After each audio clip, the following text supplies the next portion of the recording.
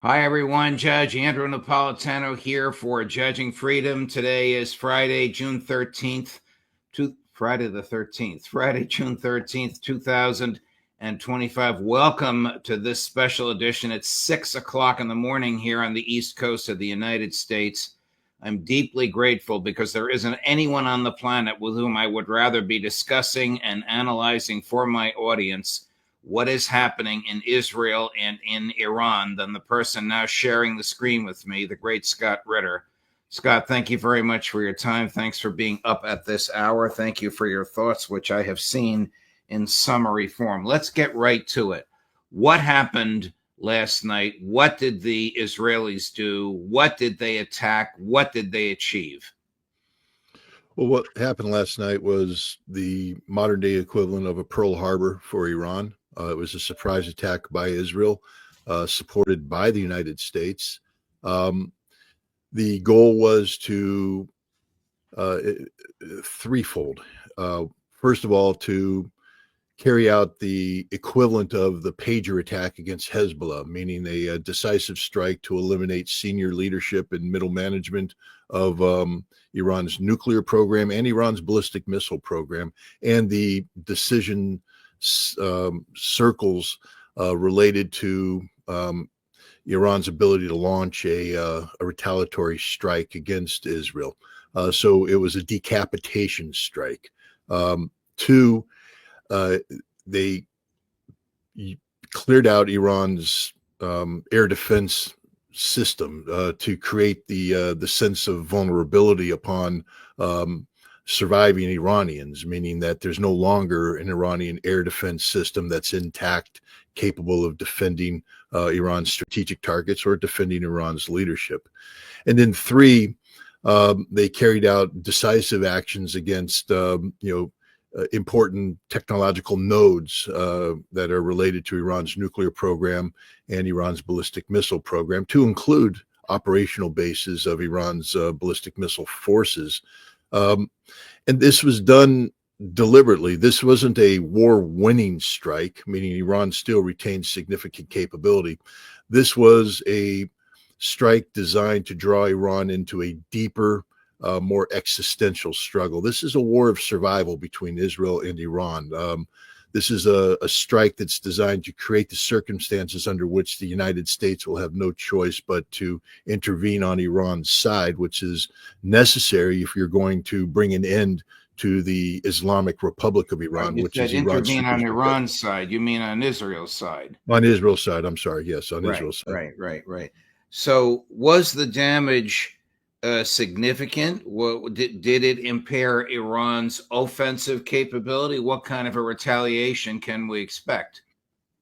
We will find out. Iran has maintained that its ballistic missile forces are resilient, that they are spread out, and they are invulnerable to this kind of preemptive strike. It's clear that Israel has struck some of these underground facilities that Iran has built. Israel also apparently took out a number of Iran's ready forces, that is, ballistic missile launch capability that had been pre-deployed, pre-positioned for immediate retaliation. It appears that these had been identified and struck by Israel. Which is one of the reasons why we haven't seen an immediate Iranian response with missiles, is that they are apparently in the process of evaluating what damage has been done and trying to assemble the forces necessary to carry out a retaliation. But look, this was a very, very thorough attack by Israel, and it did significant damage to Iran. What is Israel's true goal here? Actually, before that, this was just posted by the President of the United States a few minutes ago, and I'll read it since this is posting on his own website. I gave Iran chance after chance to make a deal. I told them in the strongest of terms to just do it. But no matter how hard they tried, no matter how close they got, they just couldn't get it done. I told them it would be much worse than anything they know, anticipated, or were told. that the United States makes the best and most lethal military equipment anywhere in the world by far, in caps, and that Israel has a lot of it with much more to come, and they know how to use it. Certain Iranian hardliners spoke bravely, but they didn't know what was about to happen. They are all dead now, and it will only get worse. There has already been great death and destruction, but there is still time to make this slaughter with the... I can't read anymore, Chris. Is there more to this? Okay. I'm sorry, my mouse is in the way here. Hold on, I'll finish reading it. And they know how to use it. Certain Iranian hardliners spoke bravely, but they didn't know what was about to happen. They're all dead, and it will only get worse. There has already been great death and destruction, but there is still time to make this slaughter with the next already planned attacks being even more brutal come to an end. Iran must make a deal before there is nothing left and save what was once known as the Iranian Empire. No more death or destruction. Just do it before it is too late. God bless you all. I was going to ask you if the United States authorized this, and notwithstanding what Trump said publicly many times, it's, according to this, the United States did. Not just authorized it, Judge. We planned it. This is a joint plan between the United States and Israel that's been in the works for over a year, continuously updated with intelligence.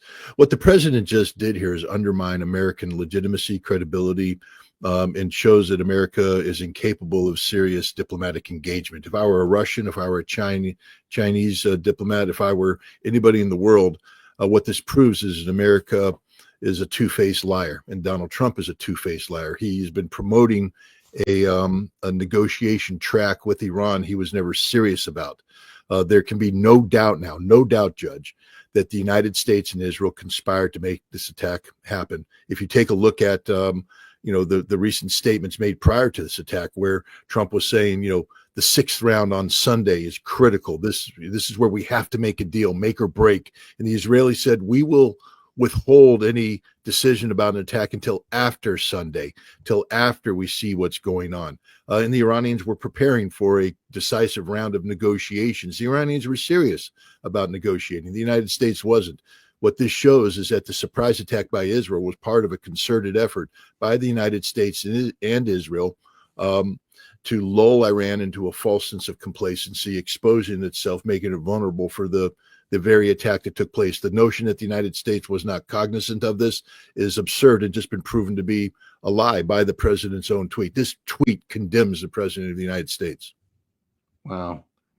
How do we know how extensive the damage was and whether Iran is able to retaliate?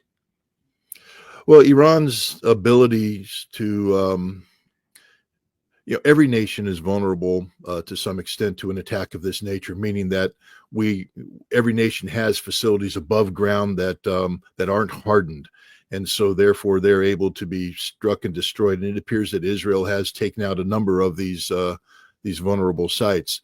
What made Iran different was its ability to put significant infrastructure underground, and we don't know yet to what extent the underground infrastructure was damaged or destroyed by Israel. And so it's a wait and see moment. My feeling is that much of Iran's underground infrastructure survived, and that Iran right now is in the process of redefining its leadership, putting in a new level of command and control to replace the senior leaders who were killed, and in counting its resources. They knew such an attack was possible, and so they have hopefully from an Iranian perspective, planned accordingly, and will have the ability to retaliate. If not, then this is just another example of Israel knowing their enemy better than the enemy knows itself. What Israel did to Hezbollah, what Israel did to Syria. This is what Israel has tried to do today last night to Iran. We'll find out how successful it is in the coming hours. Is this a military assault still going on as we speak? It's noon in the Middle East. It's 6 a.m. here on the East Coast of the United States? It's happening right now. My understanding is that strategic targets inside Iran are being attacked by Israel. Shiraz, has been attacked. Airfields are being attacked. I believe that there's going to be a second round of decapitation strikes, that the Israelis are going to continue to hunt down and kill Iranian leadership. If you remember when Nasrallah was murdered, assassinated by Israel, that they immediately followed up and killed the people that came into his position after. The Israelis, and it's something I warned about.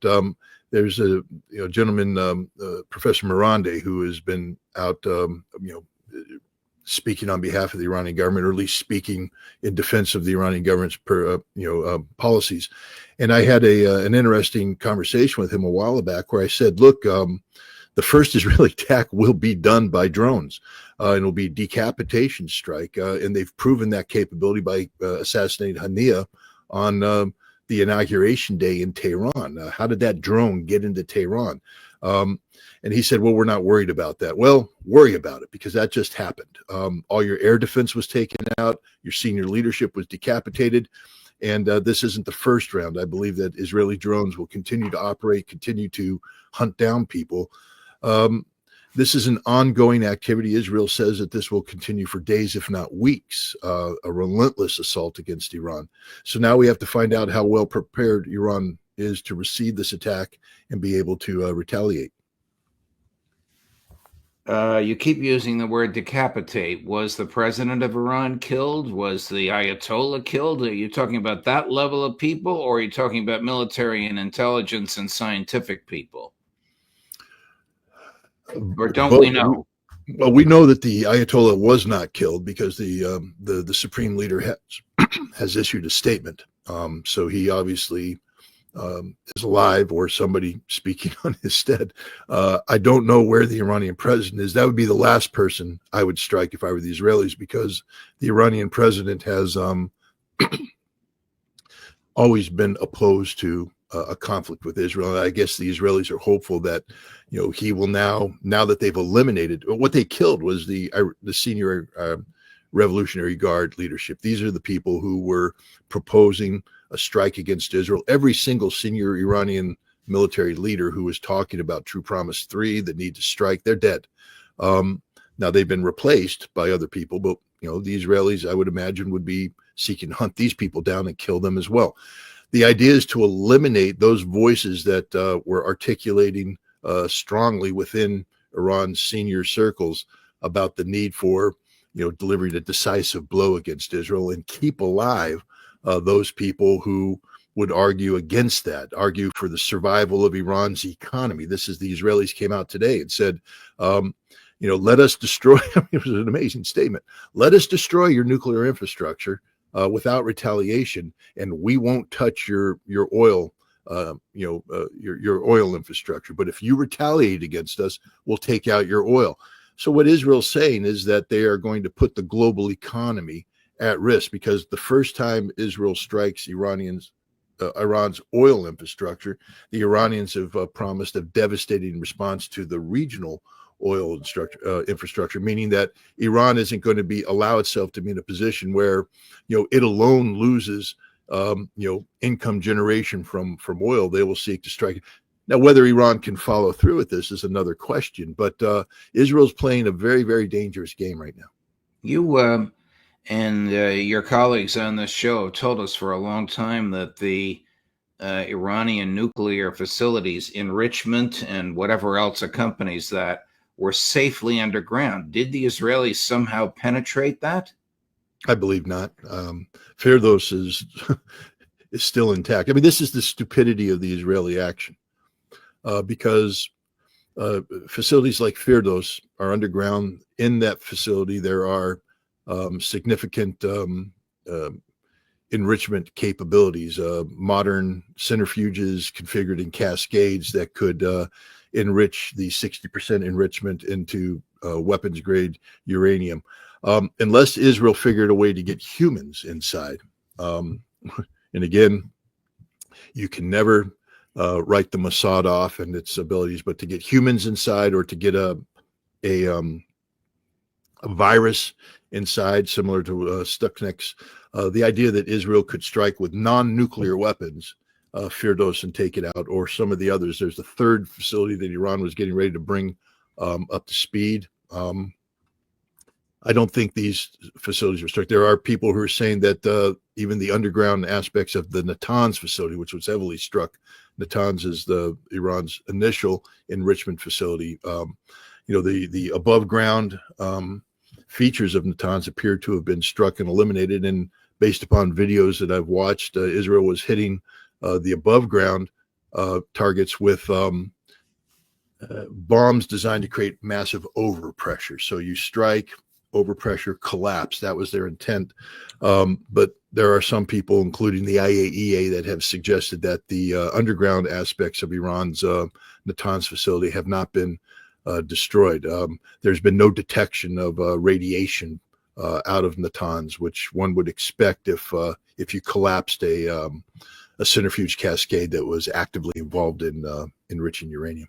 Do we know if any American personnel participated in this? I'm not talking about intel, but I'm talking about military or fighter pilots, anything like that.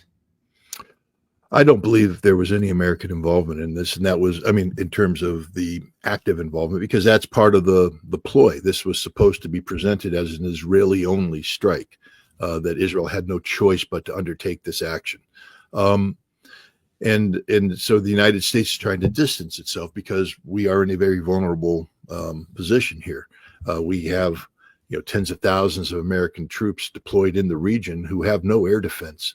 By the way, if Iran were to strike, and so I believe that the idea was to make the Iranians focus solely on Israel in terms of retaliation. But again, I believe that this plan has always been designed to get America drawn into this conflict. Right now we are looking at the Iranian response. What will it be? Will it be limited to Israel? Will it include strikes, as Iran has promised, against American military installations in the region? Will Iran preemptively take out the oil production facility? You see the Saudis, Omanis, everybody in the region condemning the Israeli action, saying we had nothing to do with this, because they don't want Iran to launch a retaliation. So, but no, I think the United States, didn't have its fighter aircraft participate, but the president just condemned himself. Yeah. We have provided Israel with the weapons that were used to target Iranian leadership and Iranian infrastructure. We did this, he said. We are the ones who did this. The Israeli proxy used the weapons we provided to do this against targets we were knowledgeable of, meaning we provided weapons to Israel for the express purpose of assassinating Iranian leadership. The president is bragging about removing these people.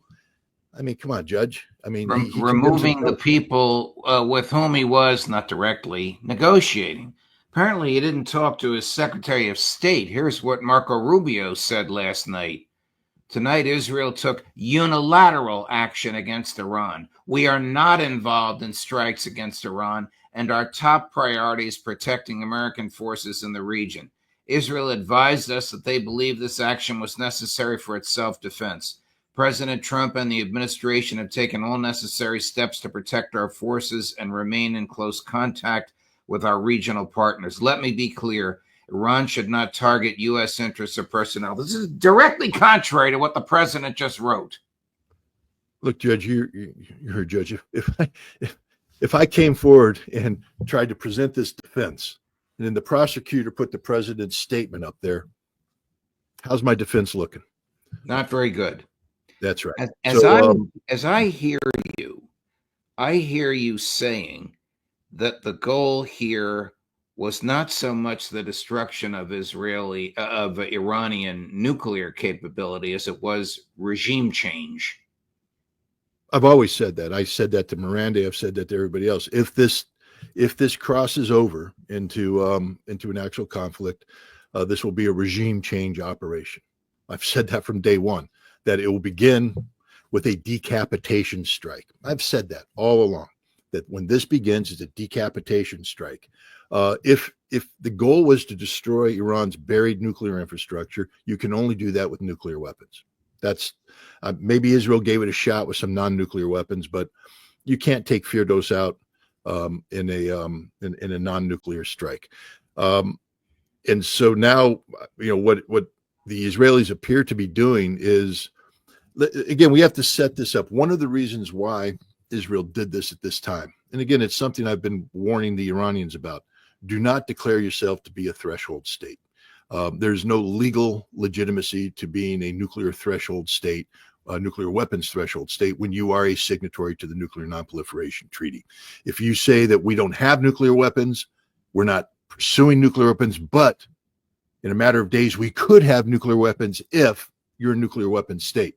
And Iran had been making statements for this, about this.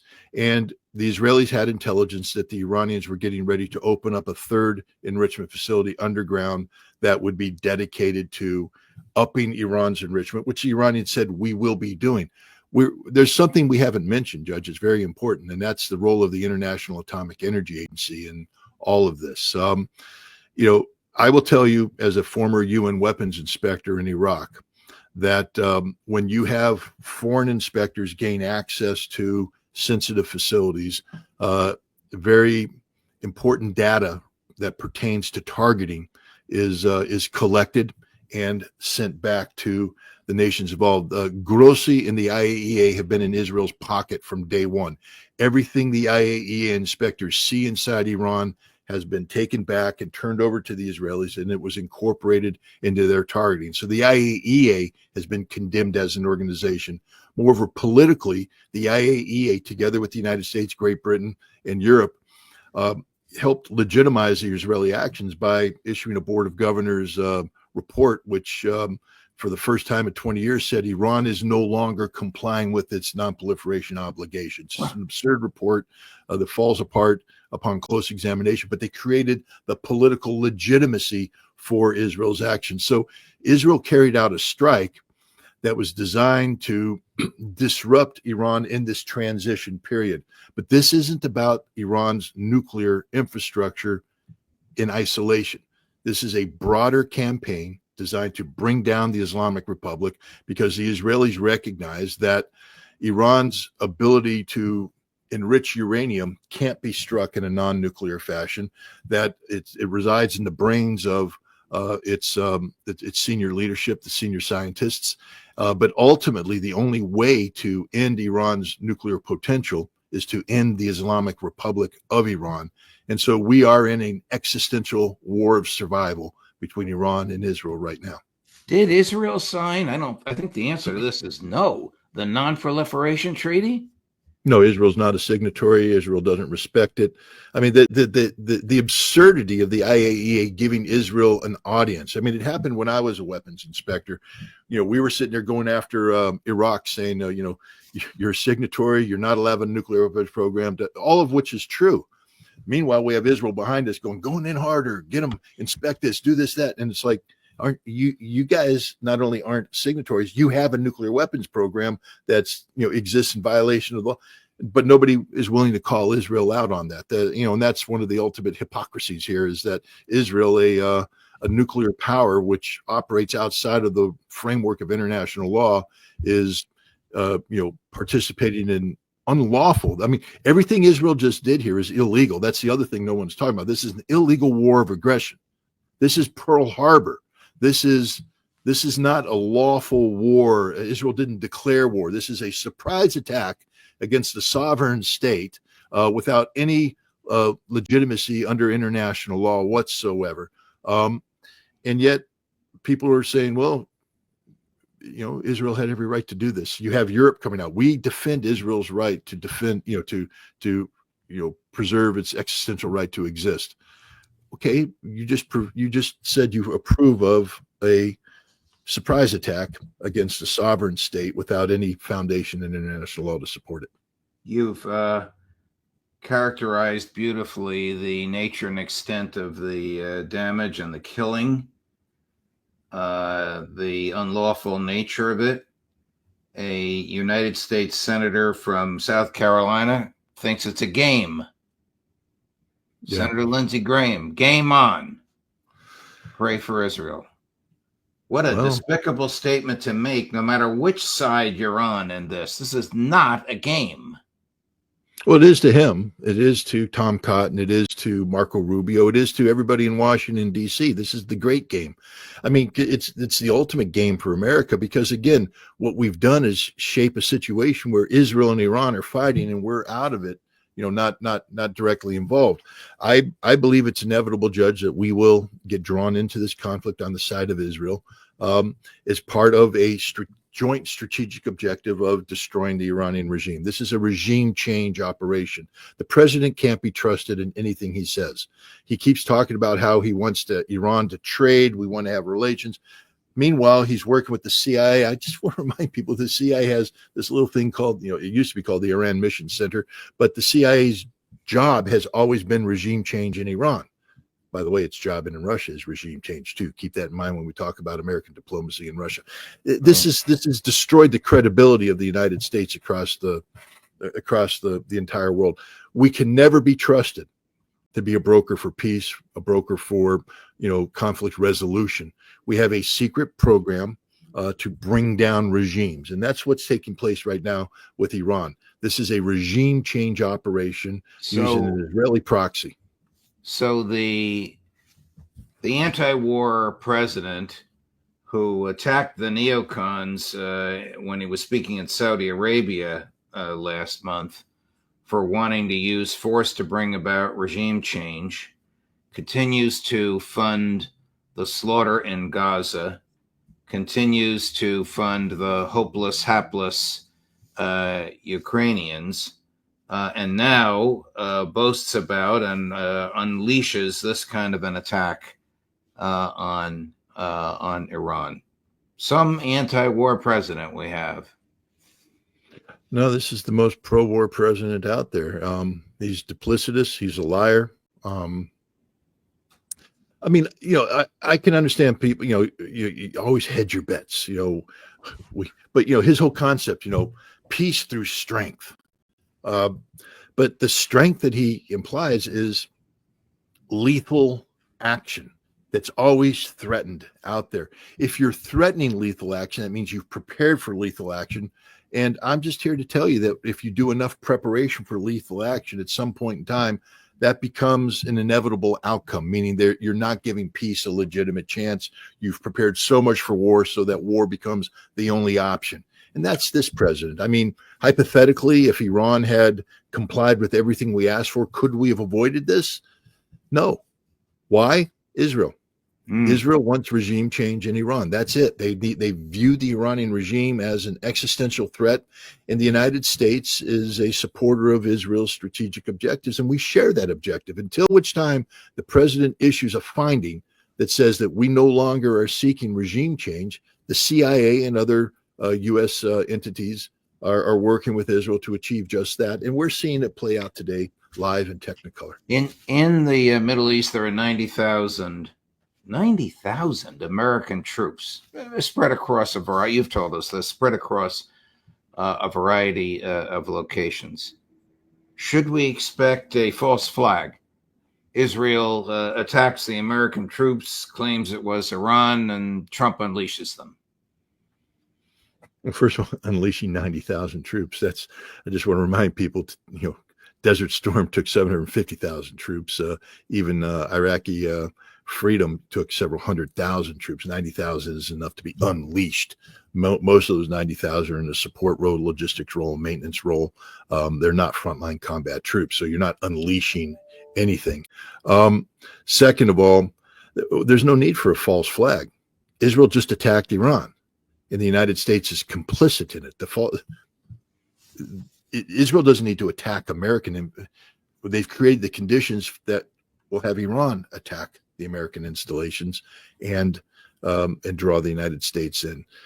Again, the foreign minister of Iran has come out and said, we blame the United States. This attack couldn't have taken place without the United States. So, the Iranians have already articulated just cause for launching a retaliation against these American facilities. Now, whether or not they do that or not, this is the great Israeli-American gamble. They tried to silence those voices that articulated in favor of this kind of retaliation, striking not just Israel, but American facilities. They kept alive those voices in Iran who articulate against this action. And what they've tried to do now is create the conditions in which there's now a debate taking place inside Iran about what the next step should be. And trying to confront Iran with a scenario where the people who advocate for conflict are saying, yeah, but all those capabilities we thought we had no longer exist because they blew up this base, they got these missiles, it's going to take us a week to reassemble. And then the people advocating for non-confrontation will say, yes, but now the continued waves come in and eventually they're going to take out our oil infrastructure, and that'll set us back 5 decades. There's a debate taking place inside Iran right now. That's what the Israeli-American action was supposed to do. There's a huge psychological component to everything Israel does. We saw that with how they behaved with Hezbollah. We saw that how they behaved with Syria. Many of us are looking for purely at the kinetics, where the bombs are heading, etc. But these bombs, when they hit, are designed to achieve a psychological impact inside Iran. There's a reason why they killed the senior Iranian Revolutionary Guard Command leadership. Those were the voices that most loudly and strongly advocated for a conflict with Israel. And there's a reason why they left intact those voices around the Iranian president, because those are the voices that advocate for something different. And the whole purpose was to create confusion inside Iran, to get Iranians to turn on themselves.